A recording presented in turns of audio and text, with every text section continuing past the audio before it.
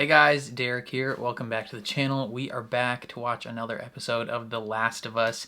This is episode 3. It is going to be focusing on Bill and Frank. As far as we know, unfortunately, we do have to start this video with a little bit of a sad, somber moment. We learned today that the actress who played Tess in the game, not in the show, but in the game, Annie Wersching, died of cancer at the age of 45, and that is just awful. I've played The Last of Us, the first one, at least 5 times. I've watched countless other people play that game, and the portrayal that she brings forth in that game is beautiful, and it's heartbreaking, and it's just, it's so touching. And I talked a lot about, the motivations of Tess in the last episode, but a lot of that originally came forth because of the actress that played her in the game, and it's just awful. Cancer sucks. So if you are a religious individual, I pray for her family. If you're not a religious individual, think good thoughts towards them. Offer your condolences. Yeah, she was, the only things that I know her from were from The Last of Us and Timeless. I thought she was really good in that as well. But first and foremost, she was a mother and a part of a family. The actor part comes second, but that's just my direct connection to her. So, yeah, like I said, offer your condolences. And hopefully, I know they said they're going to, try and put a dedication in this episode for her, but who knows if that's going to make it in time when I'm watching. But there's that. That's that sad moment to address. Now, going forward in this episode, obviously, like I said, we're going to focus on Bill and Frank. It's going to show some stuff in the past and then maybe in present and future. I'm not 100% sure, but we will find out. So before we jump into this episode, if you end up enjoying my reaction, please leave a like on the video. That means a lot to me, and it helps my channel grow a lot. If you're new here, or you find yourself coming back often, hit subscribe, ring the bell so you're notified when I upload, especially if you want to see me react to more of The Last of Us. And then if you are interested in seeing the full uncut version of this reaction, consider supporting me on Patreon. That is linked in the description below. Sometimes on Patreon, I post reactions slightly early as well, so if you're interested in that, consider supporting. But other than that, let's jump into episode 3 of The Last of Us.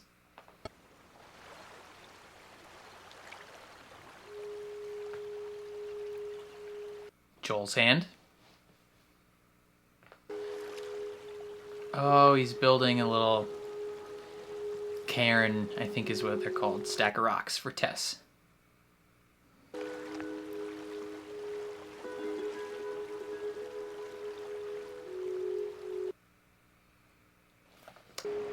That's beautiful. 10 miles west of Boston. Look, I've been thinking about... I don't want your sorries. I wasn't going to say I'm sorry. I was going to say that I've been thinking about what happened. Nobody made you go along with this plan. You needed a truck battery or whatever, and you made a choice. So don't blame me for something that isn't my fault. Facts. It's not Ellie's fault. But also she is sorry. Sorry that it happened. Someone shot at me and missed. See, that's cool. Shoot back? Yeah. You get him? No, I missed too. It happens more often than you think. Yeah, people miss a lot. Like in general.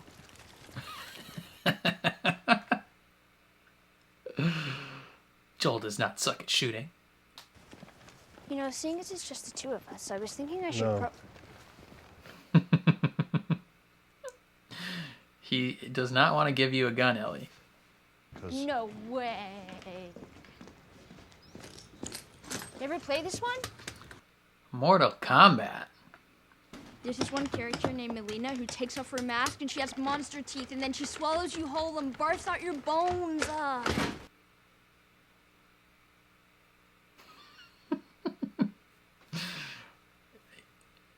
Interesting. In the game, they just like make up a Mortal Kombat similar-esque game.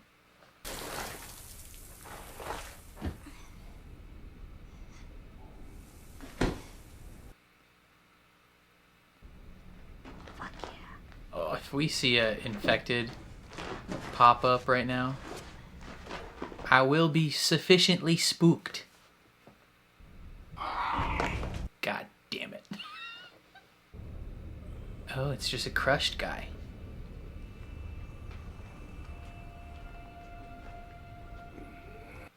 So someone came in here and it broke.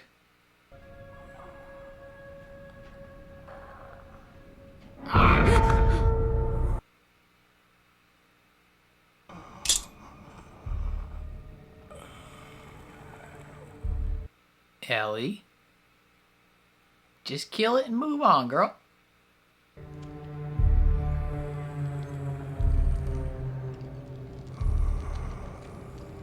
Yeah, that's gross.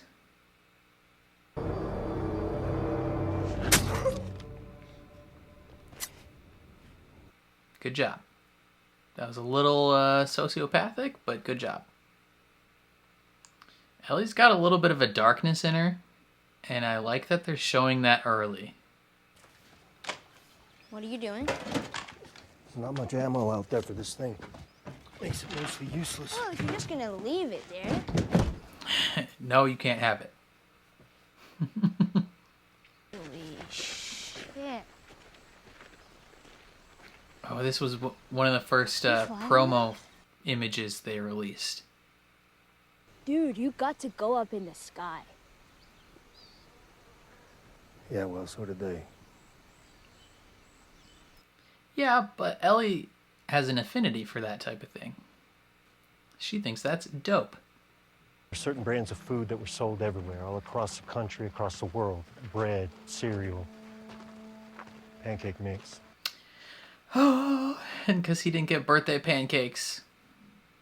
Friday night, September 26, 2003. His birthday. By Monday, everything was gone. It makes more sense than monkeys.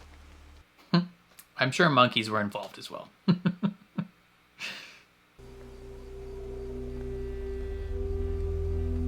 Oh.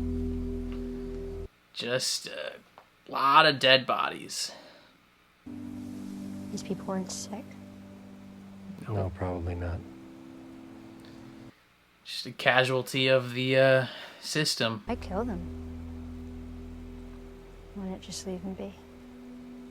Dead people can't be infected. Yeah, there's the possibility that they could have become infected. Oh, that's a child. Oh, don't cut to the baby right after you show her dead body. That's dark. Is this Bill? Not today, you New World Order jackboot fucks.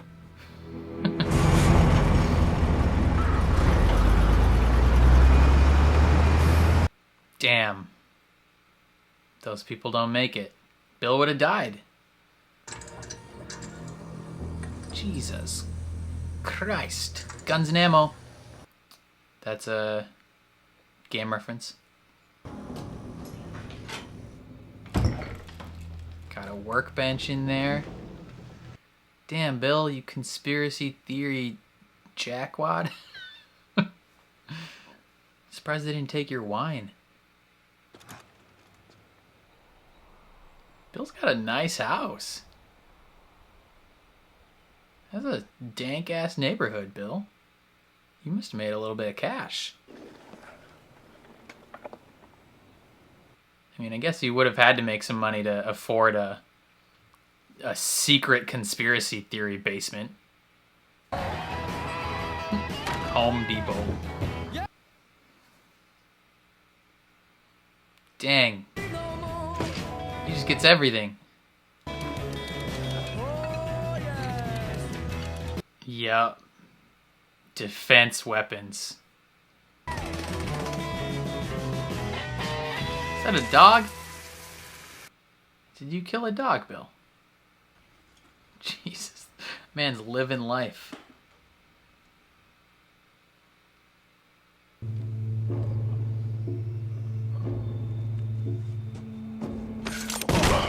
Ooh. Smoked. It doesn't get old. In a white room with black curtains. Eventually, the power's gonna run out, though, right? Black roof 4 years? no go. Damn.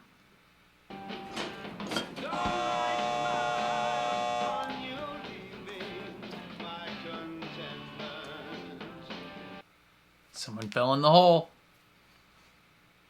Oh, this is probably Frank. In the trailer, they showed him looking down on a guy. This is a brand new character. Well, I'm kinda. We never met Frank in the game.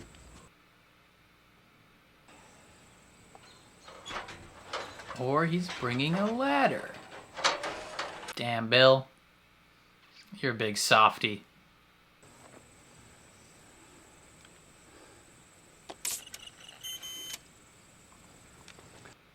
It's good to check.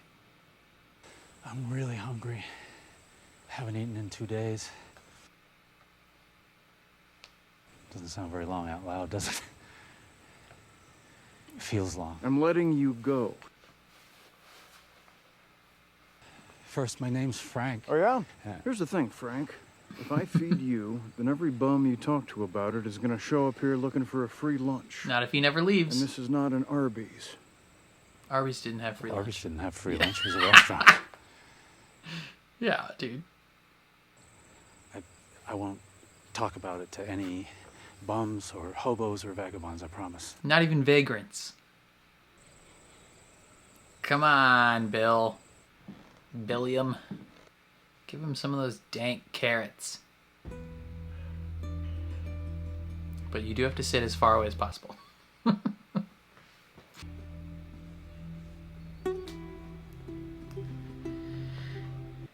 Yeah, Bill's not much of a cleaner.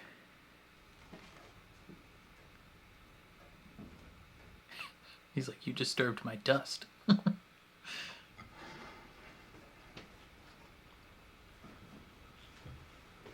Oh, look at that little smile of joy on that guy's face. What the fuck? Everything tastes good when you're starving. I mean, facts, but yeah, you're making gourmet meals, buddy. A man Wow. who knows to pair rabbit with a Beaujolais. I know I don't seem like the type. No, you do. He knows what you are. They can always tell. So I guess I'll be going then. Or platonic adult sleepover. I've been staring at this the whole time. Is it antique? 1948. This is you.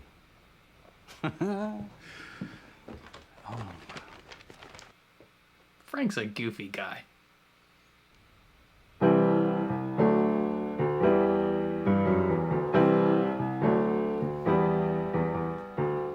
Love will abide, lies, but this Oh, look at him squirm back there. and No, sir. No, thank you. Sorry. Not this song. Not this song. Well, I'm not a professional. Well, neither am I.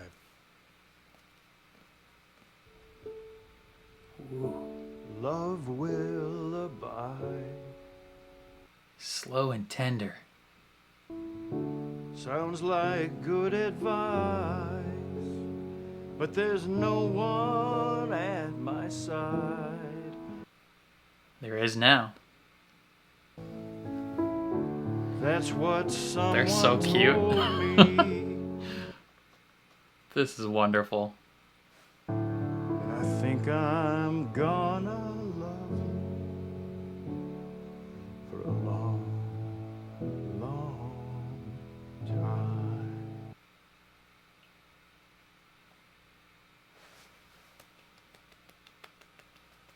Wow. Dang, Bill. Frank just fell in love. So, who's the girl?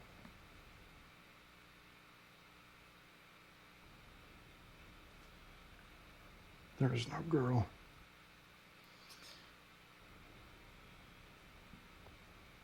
I know. He knows what you are.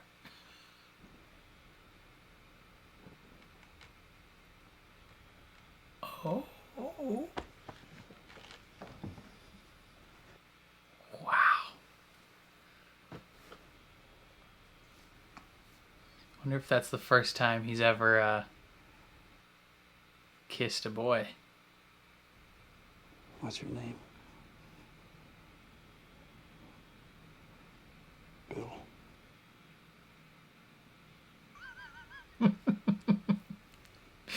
Oh, he's like a newborn baby deer. Dang, Frank, you kind of cut, son. Hey, boys.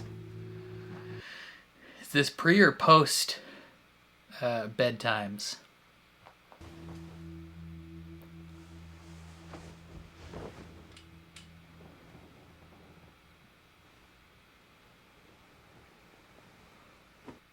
He's probably got a raging bush. Sorry, this is a tender, intimate moment. I'm just thinking the logistics of like apocalypse, nut trimming. Probably doesn't happen often. I want you to know that I'm not a whore. Duly noted. I don't have sex for lunches. Not even great ones. What about great dinners? So if I do this, I'm gonna stay for a few more days. Yeah, he's down for that. Oh, fuck you! Come Damn. on! Hey! Would you stop? So this is 7 years post-apocalypse. Our home isn't just our house, it's everything around us! Give me a fucking break. You live in a psycho bunker where 9/11 was an inside job and the government are all Nazis. The government are all Nazis! Well, yeah, now, but not then. Yeah, currently that's accurate. He just wants the house to look nice. Okay. Just tell me why.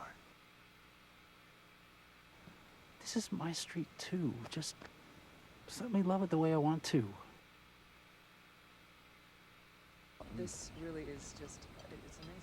Right? Oh, is this Tess? Can we not, please? And Joel?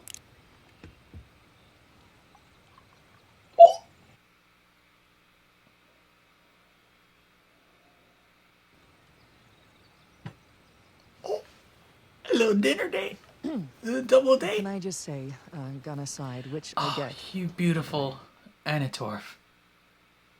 I really needed this. We are working together. Frank is so trusting. That fence has got a year on it, tops. Galvanized wire already started to corrode. I can get you 10 spools of high tensile aluminum. Last you the rest of your life. Joel pays attention.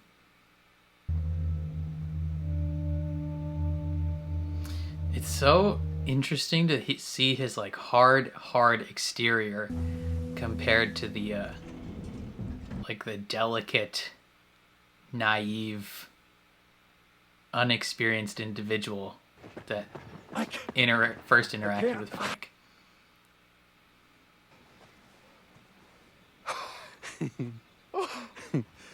Oh, I traded Joel and Tess one of your guns for a packet of seeds. which gun? The least favorite one.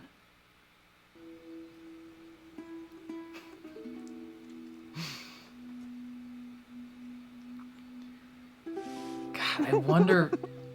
It makes me wonder what tore them apart. I'm sorry.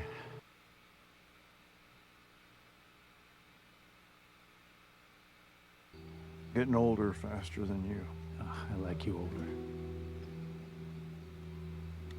Older means we're still here. We're still here. I was never afraid before you showed up. Now he's afraid.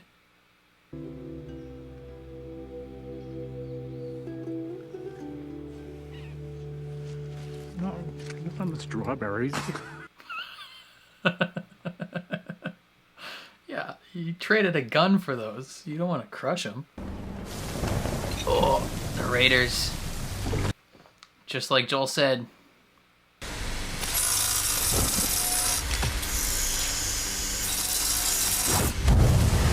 Oh.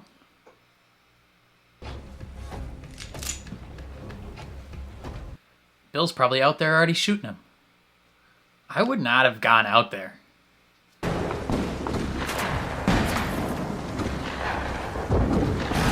What if Bill accidentally shoots him?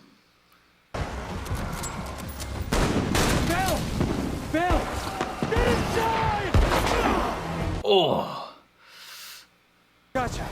I got you. God damn. He's cooking those guys. I made a list for you. You're not dying today, Bill. You're here. No. Cold. No. He'll take care of you. Frank is not going to let you die. Okay. 10 years. So this is current day, 2023. Damn. So he just gets sick, maybe. Maybe his fate is different than what happens in the games.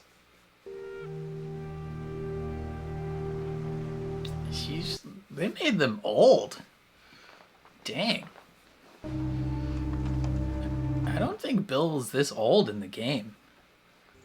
This is a very interesting route they're taking this. He's losing motor function. Damn, that's sad when he was like, I'm sorry for getting older faster than you. And then it's the other way around for who's taking care of who.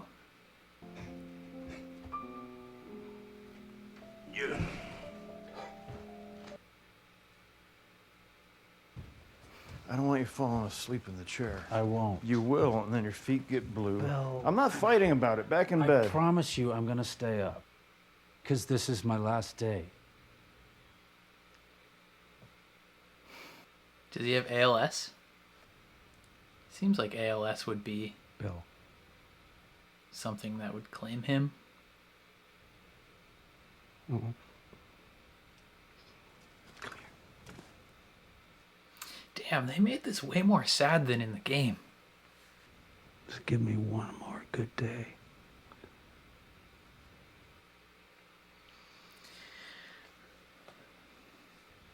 We'll get married. Oh. You cook a delicious dinner. Then you will crush all of these up, put them in my wine,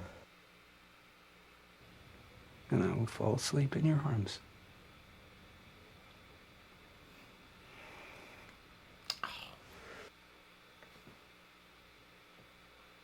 You're gonna make me cry. Oh. I can't. This is one change from the games that I actually really, really love.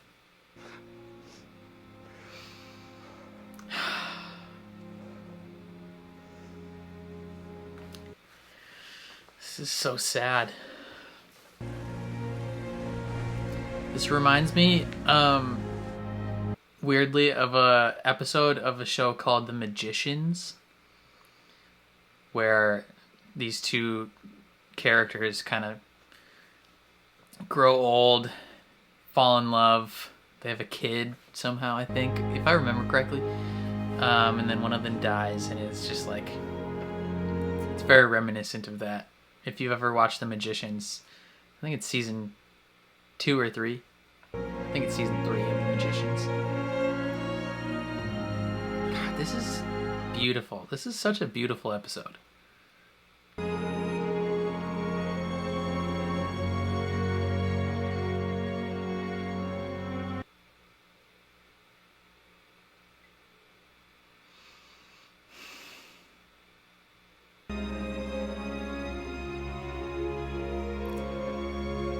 God. Oh.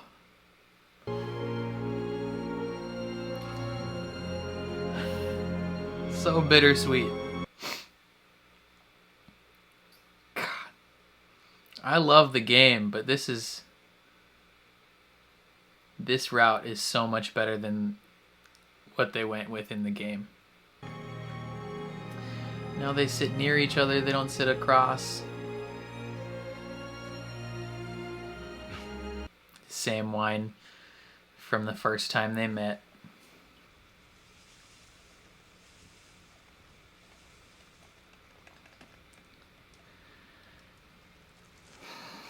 What if Bill drank it instead? He has a look about him. How heartbreaking would it be if it didn't work? I mean, this is still sad, but...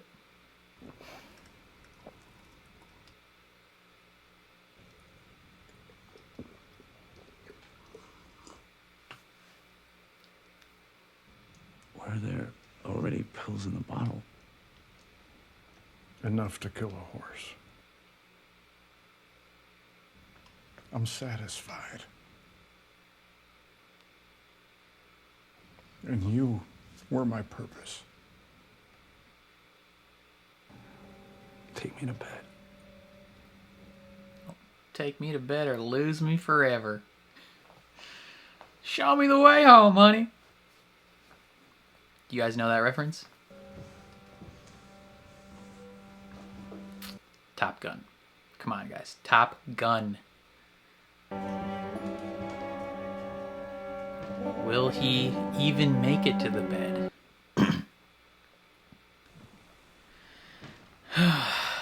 Let's see.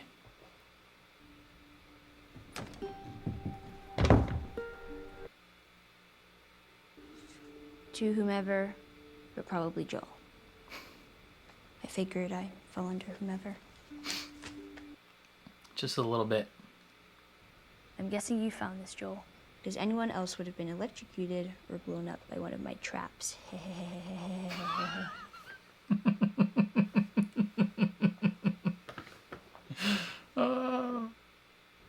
I used to hate the world, and I was happy when everyone died. But I was wrong, because there was one person worth saving. Save who you can save. I saved him. Then I protected him. That's why men like you and me are here. We have Protectors. a job to do. And God help any motherfucker who stand in our way. I leave you all of my weapons and equipment. Use them to keep... Tess. Use them to keep Tess safe. Damn. Don't cry, Joel. Don't cry. If you cry, I'm gonna cry.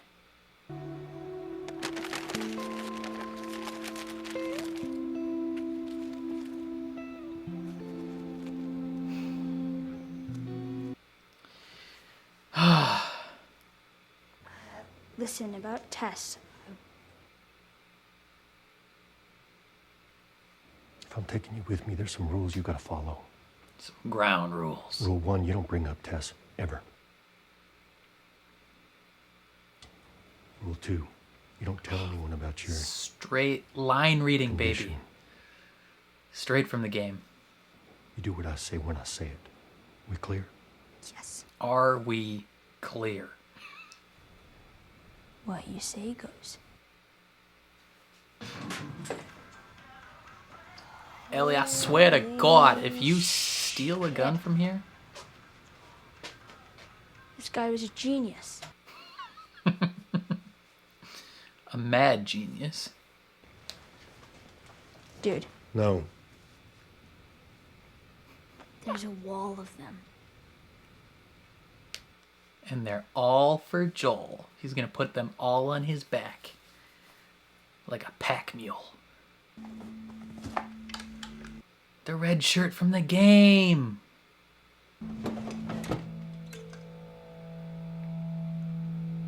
Secret gun?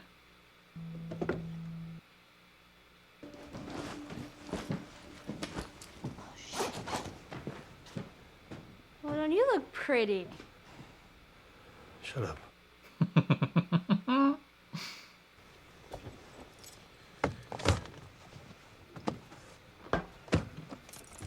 Find the magazine. It's like a spaceship.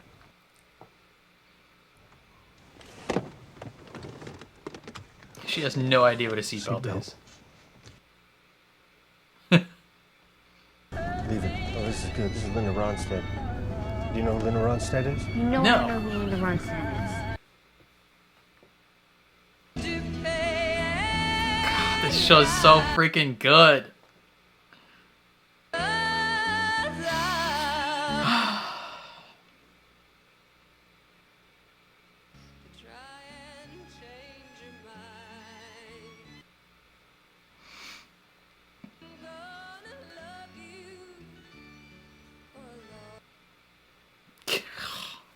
Wow.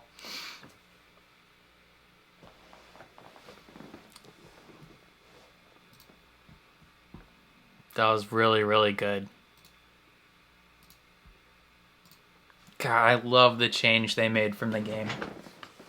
Okay, that episode was wonderful. It was beautiful and sad and, you know, hopelessly romantic.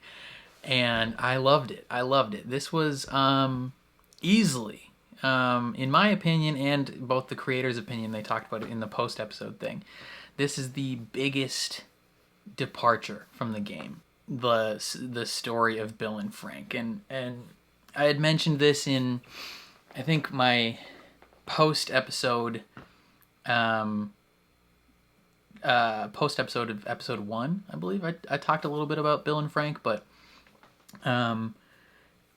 you know, Bill and Frank in the game it's a very different situation than this.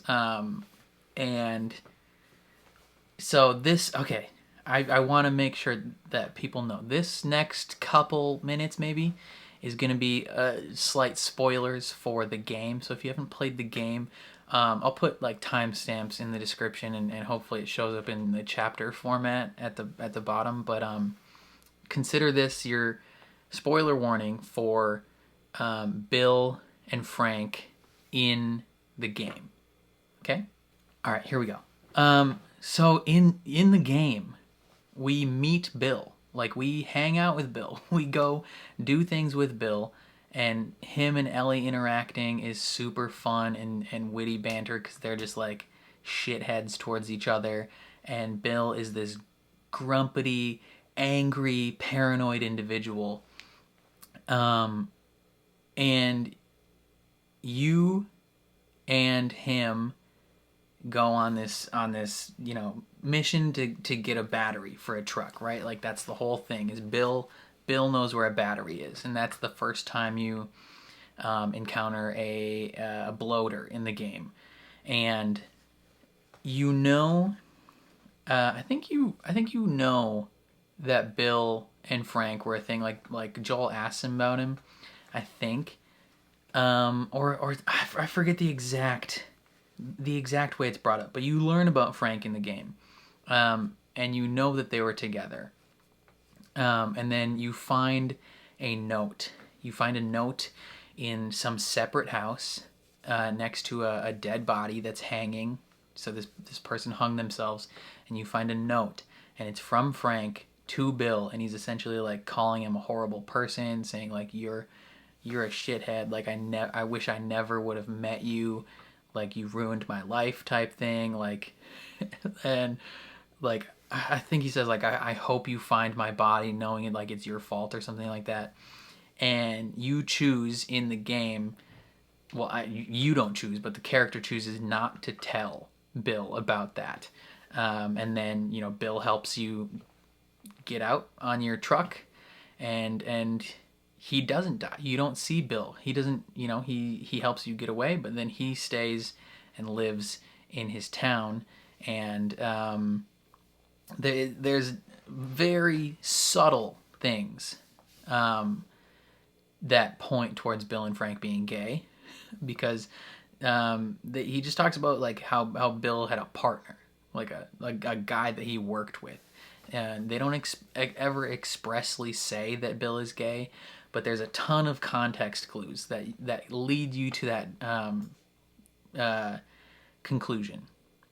And the most obvious one is like when you're in the truck leaving, right? Ellie finds a kind of like a porno magazine, but it's like a gay porno magazine. And they make a joke, and she's like, "Why is it all sticky?" And it's just like, it's a funny interaction. And that's meant to be like the final nail in the coffin that Bill and Frank were together homosexually. And there's still a ton of people that are like, that played that game and just refused to see it. They're like, Bill's not gay. It's like, yeah, Bill's hella gay. And so that is what happens in the game with them. Bill doesn't die. Like, you leave Bill in his paranoid town and you go on your merry way, and he's like, "Get the out of my town and never come back. Like, I'm helping you with this truck. We're even. Don't ever come back." Right? And you leave and you never come back. And then they move on to Pittsburgh, which is what's going to be covered in the next episode. But I think it's not Pittsburgh. I think they're in like Milwaukee or something like that. I think they're changing the city. But the point being, in the game, Bill and Frank at one point were in a relationship together, and then by the time you meet them, or you meet Bill later on, they had some huge falling out. A big enough falling out that Frank hung himself and actively blamed Bill in his like suicide letter. And it's a rough rough thing to see, and you just don't tell Bill. And so I love the departure for this. Like, holy cow. like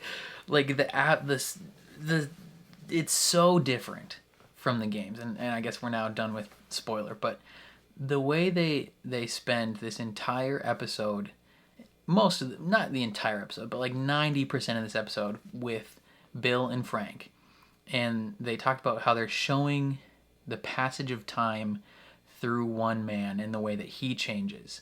So they show him in his hard, gruff exterior, you know, "Not today, you neoliberal fascist butthole," whatever he says at the beginning.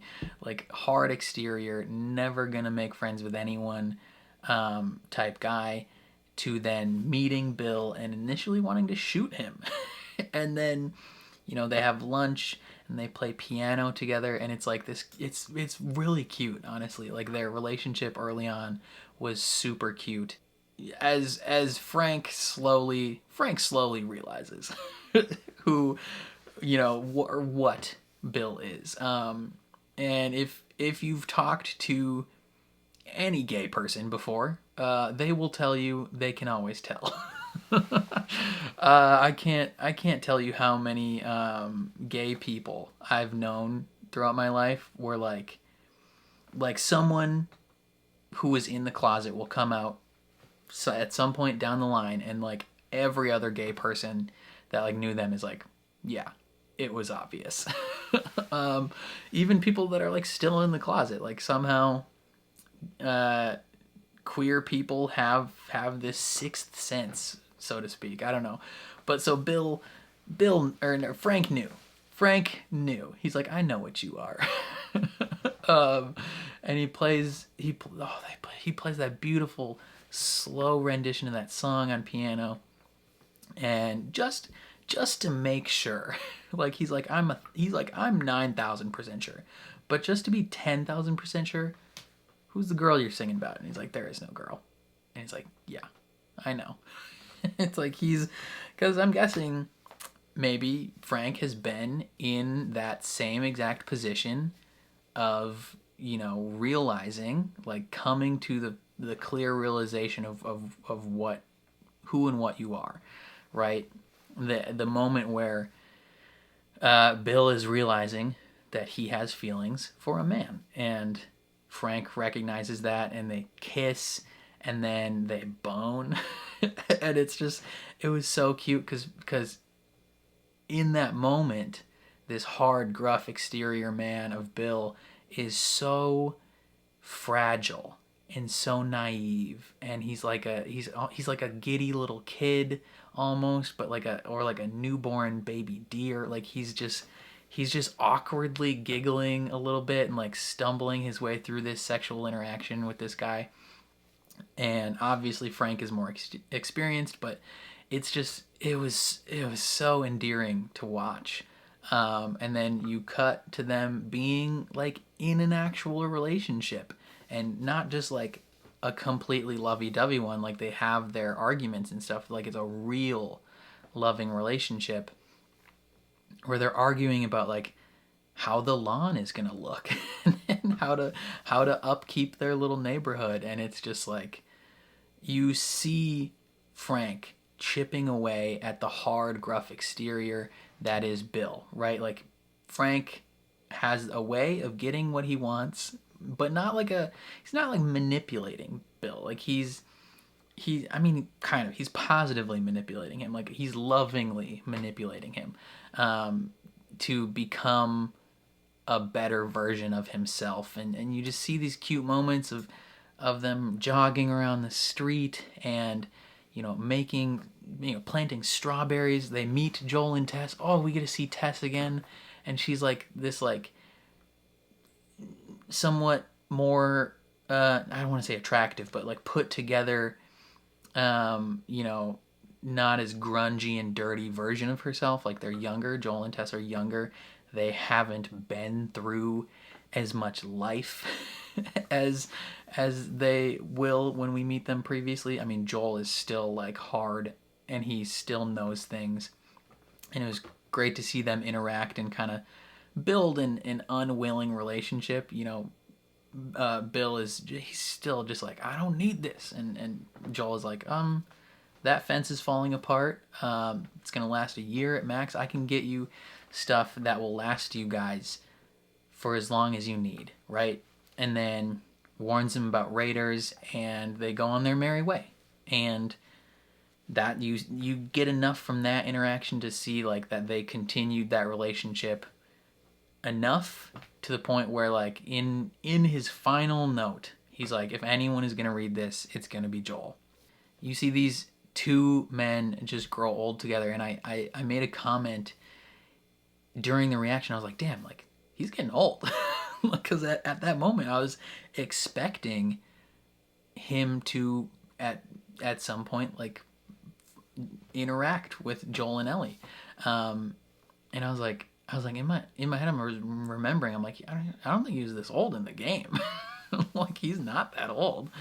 And then from the moment where like Frank is getting sick, right? He's in a wheelchair and he can't really do anything, and it's like the sad irony of their line delivery from slightly earlier, where he apologizes to him for growing old faster than him. Like the sad irony of the younger, more fit one, right? The one that can run laps around Bill in their earlier life is the one who gets sick. And I assume he gets sick from ALS, Lou Gehrig's disease.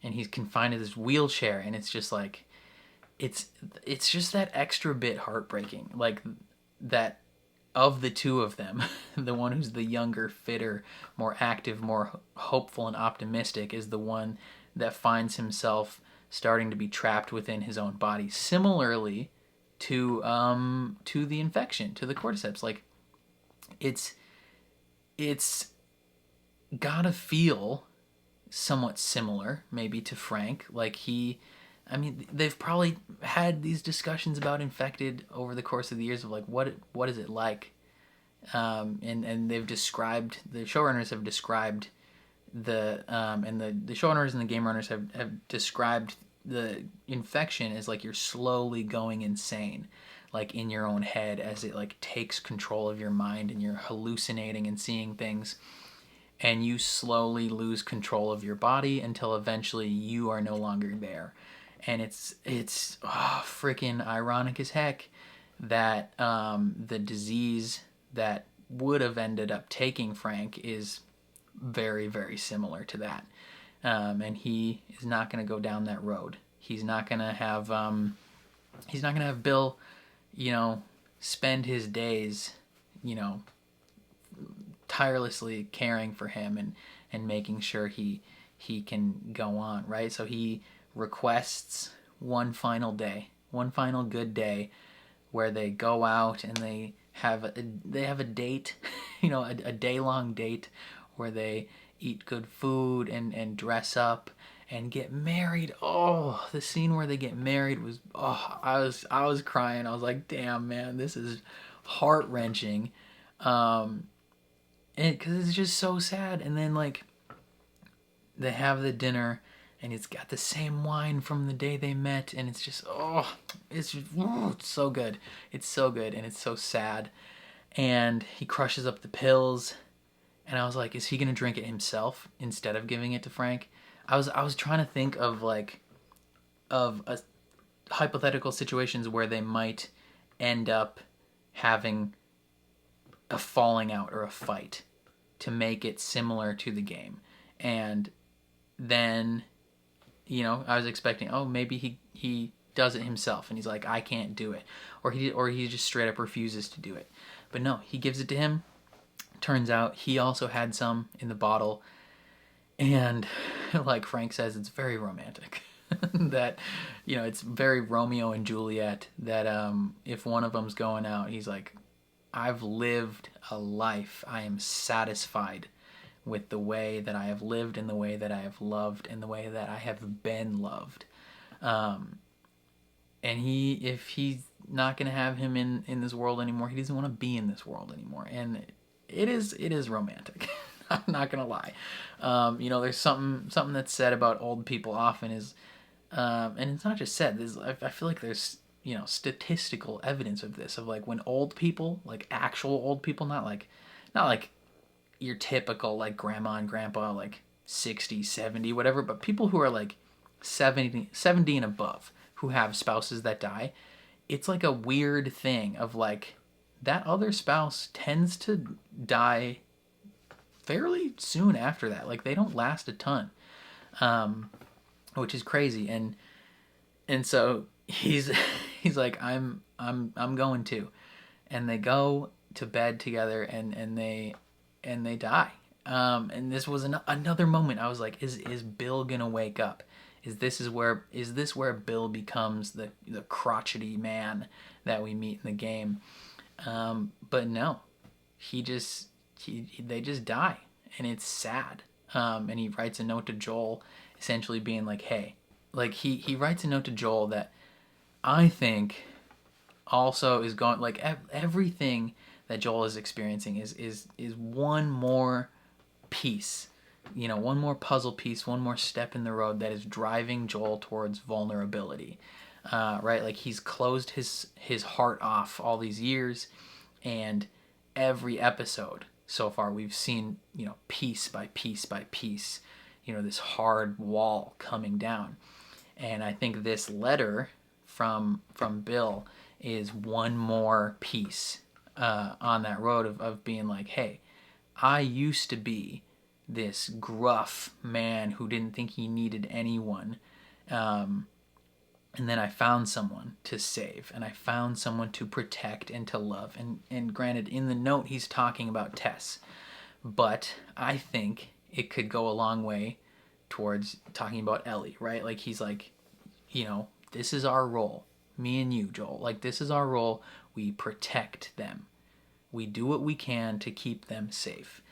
And then he's like, and so I think in that moment, as Joel's hearing that, he's thinking in relation to Ellie. He's like, it's slowly starting to come into his head of like, I have to protect this girl.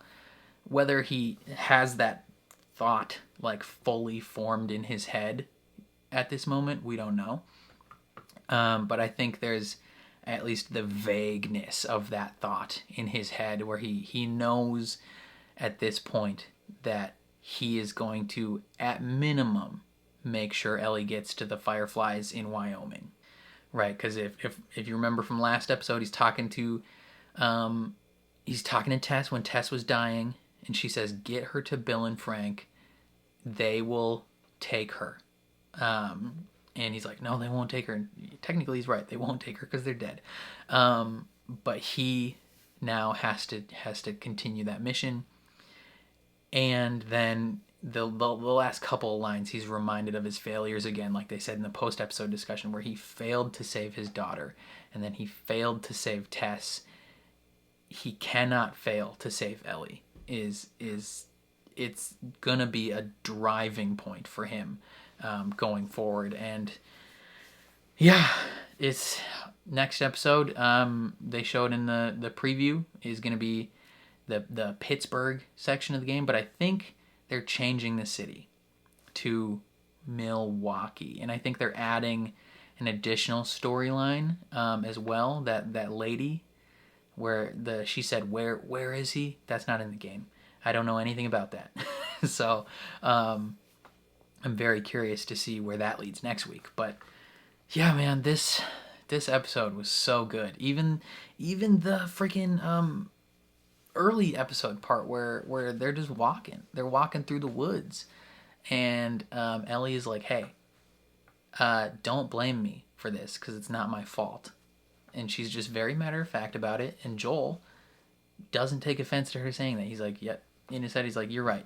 It's not your fault. You didn't ask for any of this." He's very pragmatic. He's like, can't blame you for this anymore, because they talked about it was either in the post episode or in the podcast after last episode that both of them kind of blamed each other for the death of Tess at the end of that episode, and so them kind of clearing the air right away was nice, and then talking about how the infection started and planes.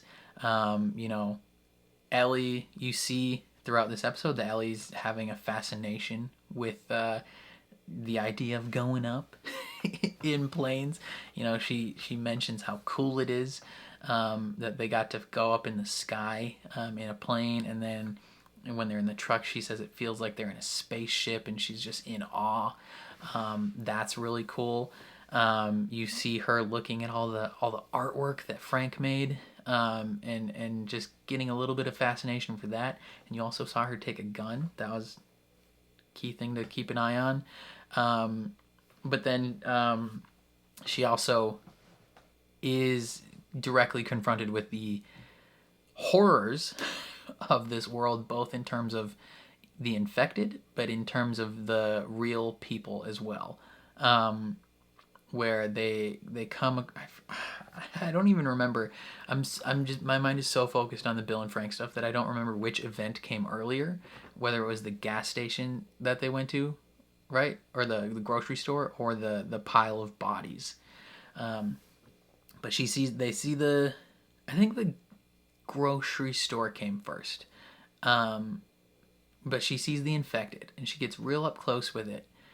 And she's just kind of like observing it, and then she stabs it in the head. And it's just this weird, kind of tense, kind of psychotic, sociopathic moment for Ellie. And you see hints of some darkness in Ellie. And I love that they're laying the groundwork for that early on. It's that kind of stuff comes out in the games, but it's a lot more like casual, like in the moment gameplay type stuff when you're fighting other people or infected, and you hear Ellie yell, "Yeah, like get that fucker, Joel!" Like you right. But it seemed more intimate and more mentally unhinged. I don't know. It was they focused on it quite a bit. And then she sees the other reality of this, where the people that they didn't have room for, they just killed them, because the harsh reality is those people can't become infected if they're dead. And it's horrific to think about, and that would be an awful thing to have to do. But and I don't think I would be able to do that, if I was in that position. But someone had to make that choice of, we can't let these people in, and we can't let them just like hang out around the city, because it's not like those people are like, well, some of them might go off across the country somewhere else to try and find shelter or try and find hope somewhere. But a decent amount of those people would probably just kind of like hang around the city, maybe try and find their way in, and probably get infected, and that would put the city in danger. So it makes sense from a purely numbers logistical standpoint that they would just kill them. It's awful, and Ellie's confronted with that reality, and then they zoom in on the freaking baby, the dead body of the baby, and then they cut to the alive baby, and it's like, just to hammer home, that was a baby. Like, come on. So like every moment of this episode was fantastic, but yeah, the Bill and Frank stuff was truly beautiful, and just the biggest departure from the game, I think, is what definitely what has been. I assume that'll be the biggest departure going forward as well, but it was just wonderful. I think the game is a perfect 10 out of 10, but I can't deny when some things in the show are better than what happened in the game. And you wouldn't necessarily be able to show this story. You wouldn't be able to show this in the game and have it still feel like a cohesive thing, if that makes sense, from a game perspective, especially the perspective in which you follow Joel throughout the game, right? Like, it would feel clunky and jarring to cut to this whole story about Bill and then just like not ever meet him in the game, if that makes sense. So yeah, I love the route they went with this. It was beautiful, it was heartbreaking, romantic, really cute at points. Like, it was really, really nice. And I can't wait to watch like some other reactors watch this episode, like Blind Wave. Eric and Aaron are gonna cry. It's gonna be so nice seeing them cry.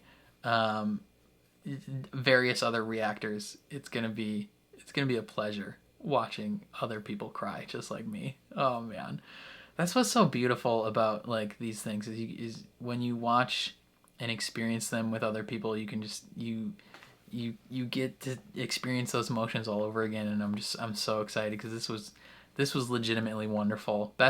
Honestly, best episode of the season. I know everyone says that the pilot was incredible, and the pilot was incredible, and it broke my heart because it was like so close to the game, and it hits you like a truck of like, this is it. Like, we're doing it. We're doing the game.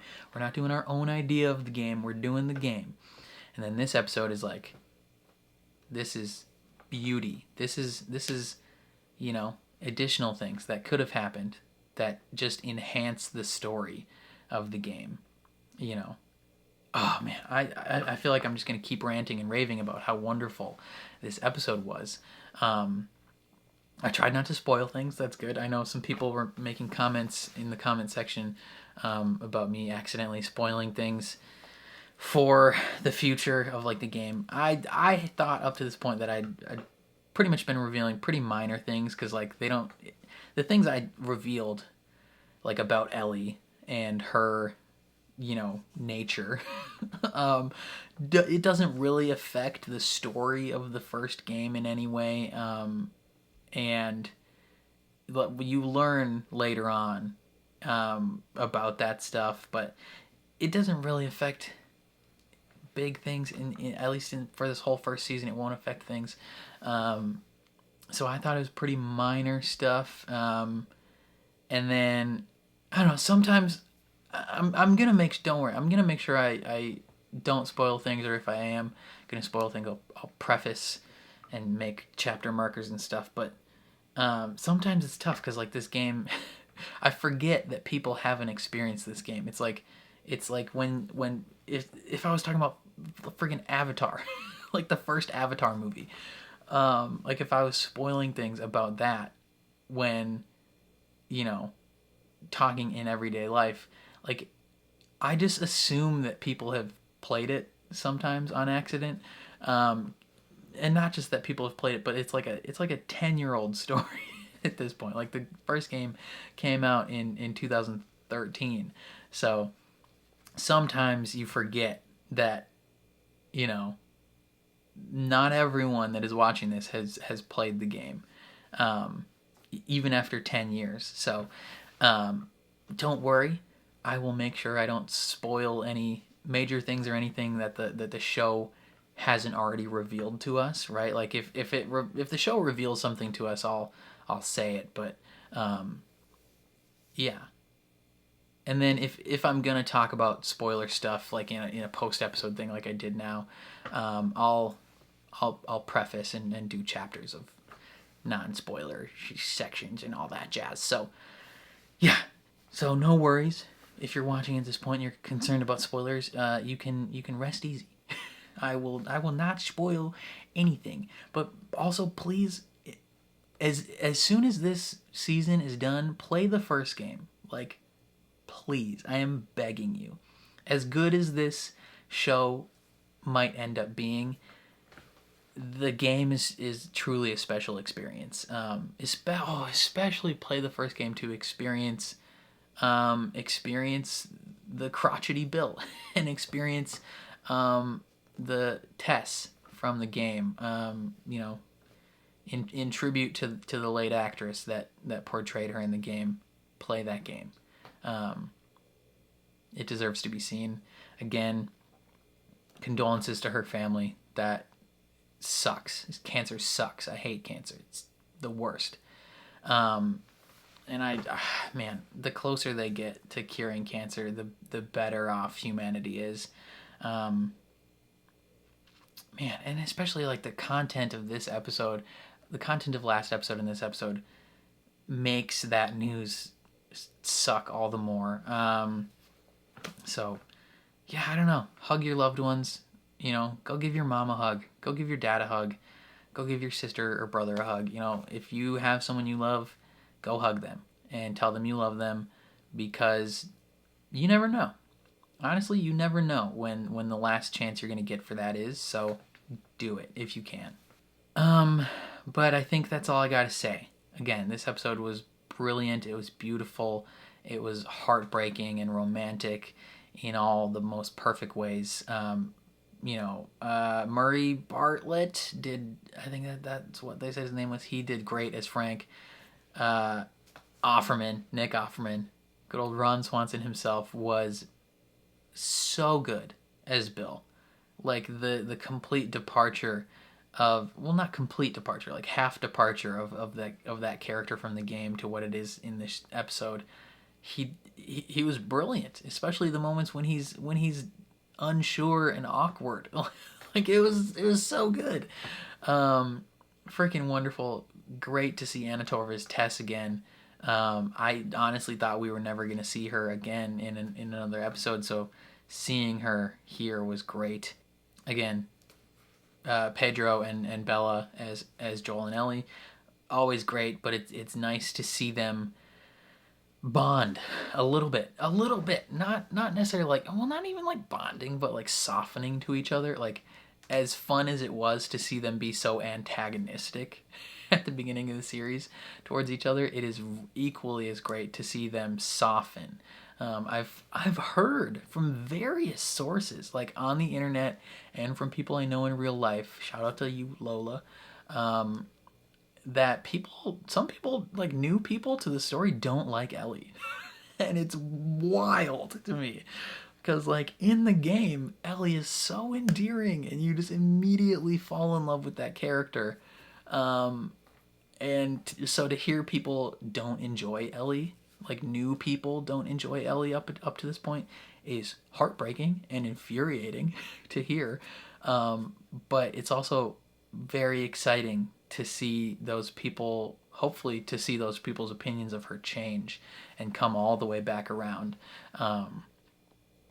Just like Joel's softening to her, people will soften to her as well. Man, I don't know. I've been talking too long. I've been recording for nigh on 2 hours now. Holy cannoli. This is a super long post-episode discussion, so I swear to God, if this gets blocked by HBO, I'm going to cry.